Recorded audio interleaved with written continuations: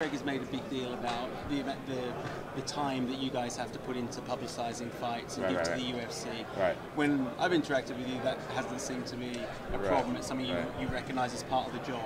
Well, I can't really put myself in Conor's shoes. He is he does a tremendous amount of media. Him and Ronda Rousey, they do a lot of media. So, I don't know how he's feeling. Maybe it's a little too much. At the same time, we get paid millions and millions of dollars to show up a few hours. Today I have media for an hour, and then I got maybe another hour later. I mean, when you think about how much you're working compared to how much you're getting paid, we have a great job. So there's pros and cons, and I understand his feelings, but at the same time, we do have a great job that pays us really well.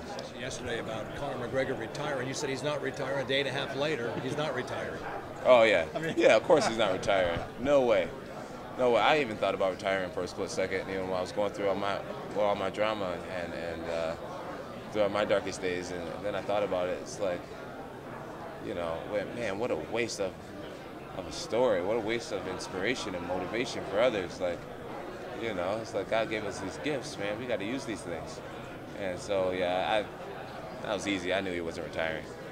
Going back to this guy's question with how the UFC's grown and obligations, media obligations, and being part of corporate America, don't you almost have to do those kind of things now? I mean, you got to do it. You got to do it. Dana White, one of his favorite quotes is, to me, or I'm not sure who else he says it to. He said, Floyd Mayweather doesn't become Floyd Mayweather without doing a tremendous amount of media.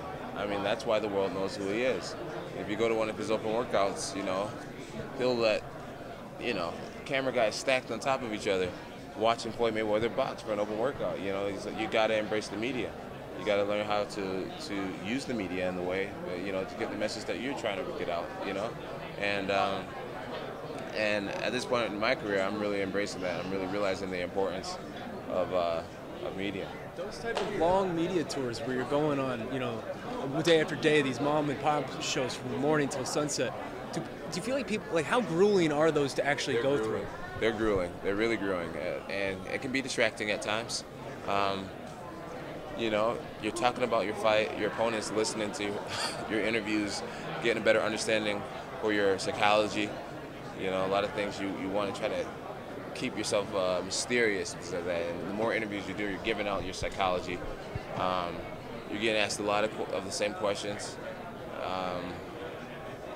Your workout schedule is altered. Your eating patterns become altered. You feel sidetracked from why you're actually there. At the end of the day, we're doing a physical competition, and you feel like you're being a star, and you're doing all this, all this stuff that really has nothing to do with the actual fight, so it can be distracting, but at the same time, it's a part of what we do, just like the weight cut, you gotta just embrace it all, and the more you get comfortable with what you're doing, the whole process, Should you be paid for your time for that type of thing, where it's a long tour like that? Yeah, we should get paid for our time. Let's all get paid to media. I think we are paid for our time, especially us high-level fighters. We make millions of dollars, and a part of that is the actual performance. But getting viewers to tune in is also,